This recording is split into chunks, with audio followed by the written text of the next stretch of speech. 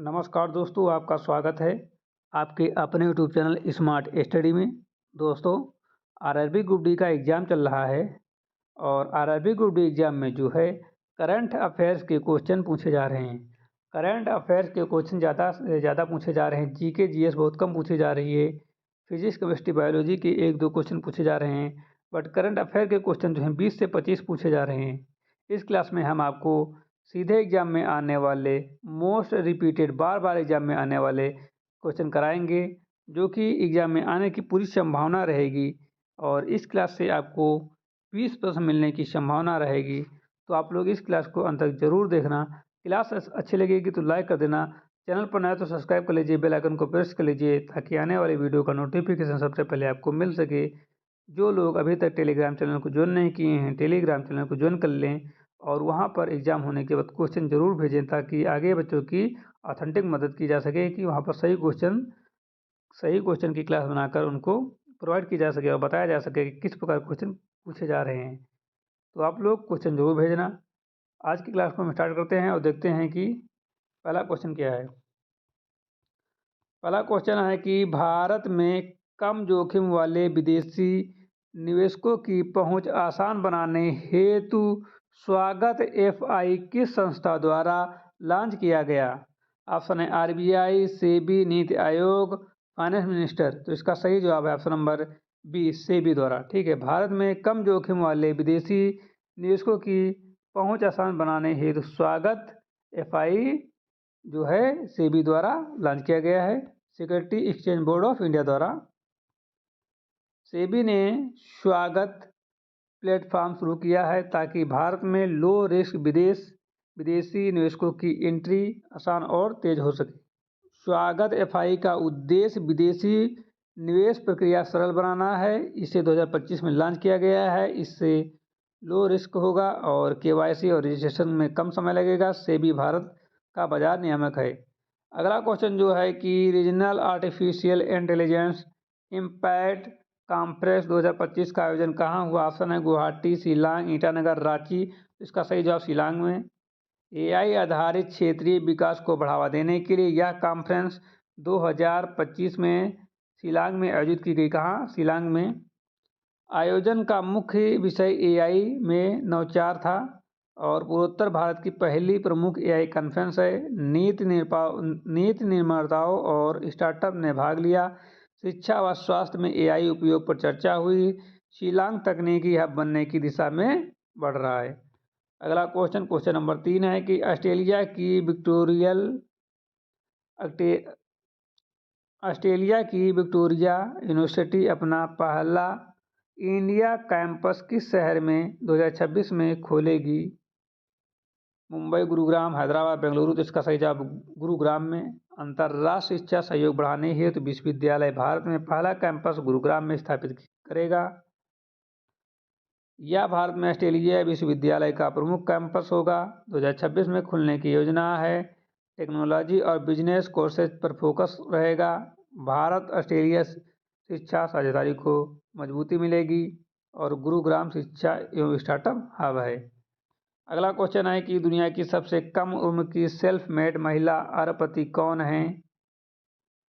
Option है Kylie Jenner, Luana Lopes Lara और Whitney Wolfhard या एम्मा ग्रियर। तो सही जवाब है option number B, Luana Lopes Lara. Luana Lopes Lara को उनके व्यावसायिक उद्यमों की सफलता के कारण यह मान्यता मिली। वे अत्यंत युवा उद्यमी हैं।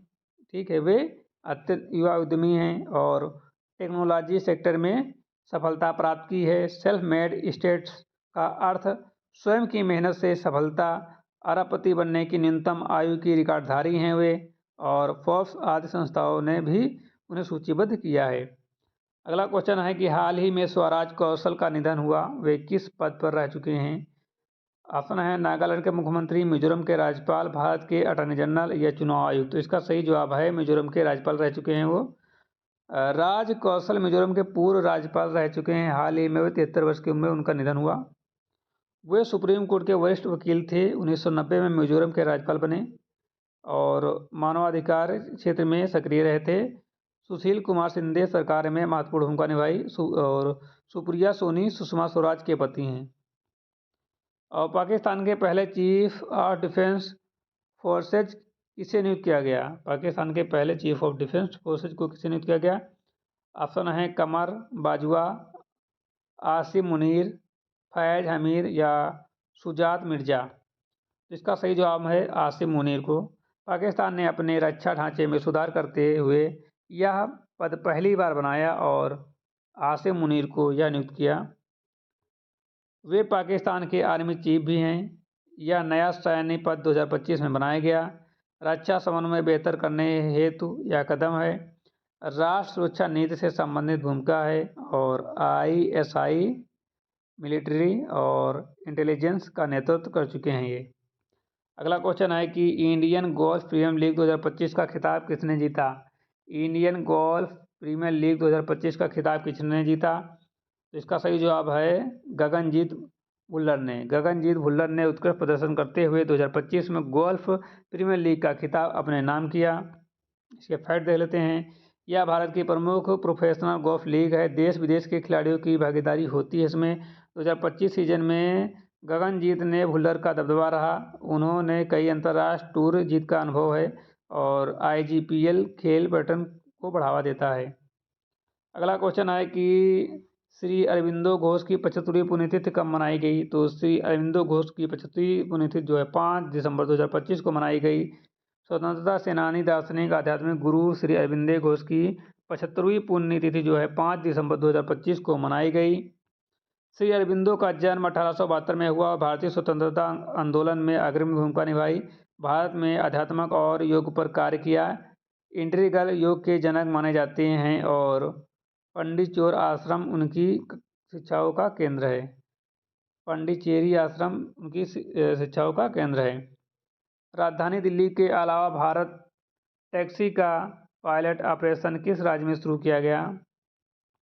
तो इसका सही जवाब है गुजरात में। भारत टैक्सी की किफ़ायती और सुरक्षा सार्वजनिक परिवहन सेवा का पायलट अब गुजरात में भी प्रारंभ किया गया। भारत टैक्सी नई राष्ट्रीय टैक्सी पहल है। दिल्ली में प्रारंभिक प्रशिक्षण के बाद विस्तार हुआ। गुजरात में स्मार्ट मोबिलिटी योजना सक्रिय है। इसका उद्देश्य सस्ती और भरोसेमंद कैब उपलब्ध कराना है।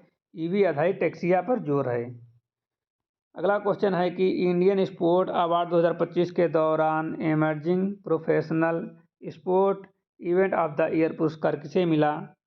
कबड्डी प्रीमियर लीग को या फिर आर्चरी प्रीमियर लीग को, हॉकी सुपर लीग या बैडमिंटन इंडिया लीग को? इसका सही जवाब है आर्चरी प्रीमियर लीग को। 15वें ग्लोबल स्पोर्ट्स समिट में आर्चरी प्रीमियर लीग को तेजी से बढ़ते खेल आयोजन के रूप में सम्मानित किया गया। यह भारत की पहली पेशेवर तीरंदाजी लीग है। युवा खिलाड़ियों की बड़ी भागीदारी है। 2025 में इसकी लोकप्रियता बढ़ी। ओलंपिक तीरंदाजी को प्रमोट करता है। ग्लोबल स्पोर्ट्स समिट खेल नवाचार को सम्मान देता है। हाल ही में निधन हुए स्वराज कौशल किस राज्य के राज्यपाल थे? इसका सही जवाब मिजोरम के। किसके? मिजोरम के। अगला क्वेश्चन, बाल विवाह मुक्त भारत के लिए 100 दिन का जागरूकता अभियान किसने शुरू किया? बाल विवाह मुक्त भारत के लिए 100 दिन का जागरूकता अभियान किसने शुरू किया? तो इसका सही जवाब है अन्नपूर्णा देवी ने। केंद्रीय महिला एवं बाल विकास मंत्री अन्नपूर्णा देवी ने बाल विवाह रोकने के लिए यह अभियान शुरू किया। इसका लक्ष्य जो है देश को चाइल्ड मैरिज फ्री बनाना है। 100 दिनों का राष्ट्रव्यापी अभियान है। पंचायत स्तर पर जागरूकता कार्यक्रम है। महिला एवं बाल विकास मंत्रालय नेतृत्व कर रहा है। कानून और सामाजिक जागरूकता दोनों पर जोर है। तंबाकू उत्पादों पर शुल्क बढ़ाने हेतु उत्पादन कौन सा विधेयक संसद ने पारित किया? इसका सही जवाब है सेंट्रल एक्साइज अमेंडमेंट बिल 2025। संसद ने तंबाकू उत्पादों पर एक्साइज शुल्क बढ़ाने के लिए इस विधेयक को पारित किया। इसके फैक्ट हैं, स्वास्थ्य जोखिम कम करने हेतु फैसला लिया गया। तंबाकू कंपनियों पर कर भार बढ़ेगा।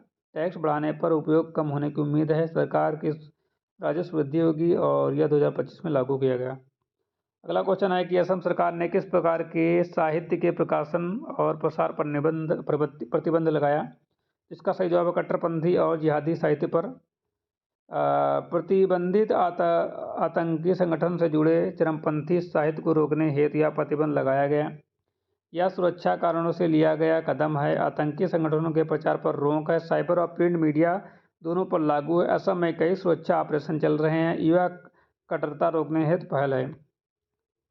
BNHS जनवरी 2026 में कितने गंभीर रूप से लुप्त प्राय गिद्धों को असम में छोड़ेगी। तो ये जो छोड़ेगी 6 को छोड़ेगी। BNHS संरक्षण प्रयासों के तहत 6 वल्चर असम के प्राकृतिक आवास में छोड़ेगी। गिद्ध भारत की इकोसिस्टम में महत्वपूर्ण है और डाइकोक्लोफेन के कारण गिद्धों की संख्या घटी है।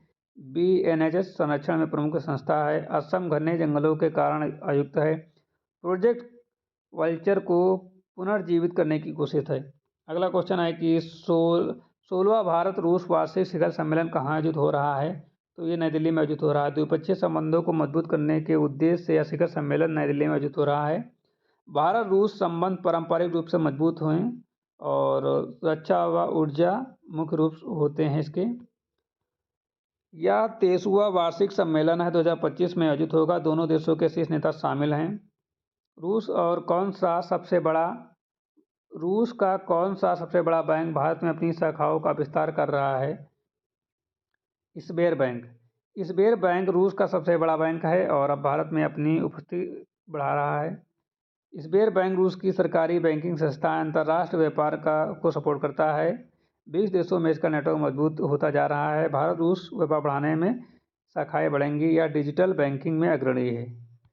अगला क्वेश्चन है कि अमेरिका ने प्रस्तावित नई G20 सूची में किस देश को हटाकर पोलैंड को शामिल किया। तो इसका सही जवाब है दक्षिण अफ्रीका को शामिल किया। अमेरिका की नई प्रस्तावित सूची में दक्षिण अफ्रीका को हटाया गया और पोलैंड की जगह दी गई। ठीक है, क्वेश्चन क्या है, क्वेश्चन एक बार देख लेते हैं कि अमेरिका ने प्रस्तावित G20 सूची में किस देश को हटाकर पोलैंड को शामिल किया। तो अमेरिका दक्षिण अफ्रीका को हटाकर। ठीक है, फिर देख लेते हैं। यह अमेरिका का प्रस्तावित बदलाव है। पोलैंड EU का मजबूत आर्थिक देश है। दक्षिण अफ्रीका G20 मूल सदस्य है। यह बदलाव विवादों का विषय है। G20 वैश्विक आर्थिक का सहयोग है। अगला क्वेश्चन है कि फिंच रेटिंग ने भारत की GDP वृद्धि दर 6.9 से बढ़ाकर कितनी की। तो इसका सही जवाब है 7.4%। भारत की मजबूत आर्थिक गति को देखते हुए फिंच ने यह अनुमान लगाया। फिंच प्रमुख वैश्विक रेटिंग एजेंसी है। भारत दुनिया की सबसे तेज़ी से बढ़ती अर्थव्यवस्था में शामिल है और घरेलू मांग मजबूत है। निवेशों में वृद्धि हो रही है। 2025 से 26 के अनुमान में सुधार किया गया। भारत ने अक्टूबर 2025 में रूस के कच्चे तेल के आयात में कितने प्रतिशत की कटौती की। तो 38% की। वैश्विक तेल मूल्य उतार चढ़ाव और विविधीकरण की रणनीति के कारण भारत ने यह कमी की। रूस भारत का प्रमुख तेल आपूर्तिकर्ता है। कटौती ऊर्जा सुरक्षा रणनीति का हिस्सा है। मध्य पूर्व से आयात बढ़ाया गया। भारत कई स्रोतों से तेल खरीदता है और 2025 वैश्विक ऊर्जा अस्थिरता का वर्ष रहा है। तो आज की क्लास यहीं पर समाप्त होती है। यदि आपको क्लास अच्छी लगी तो लाइक करना, चैनल पर नया तो सब्सक्राइब कर लीजिए, बेल आइकन को प्रेस कर लीजिए ताकि आने वाली वीडियो का नोटिफिकेशन सबसे पहले आपको मिल सके। मिलते हैं नई क्लास के साथ, तब तक के लिए जय हिंद।